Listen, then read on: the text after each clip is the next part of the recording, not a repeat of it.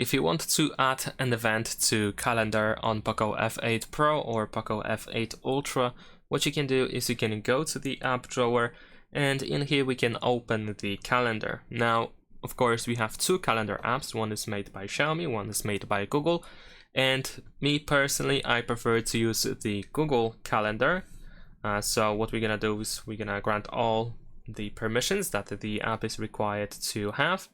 Now in here we should be able to just press this plus button in the bottom right corner, and then you can choose event. Now over here we can set up the name for the event, we can include categories and so on and so forth.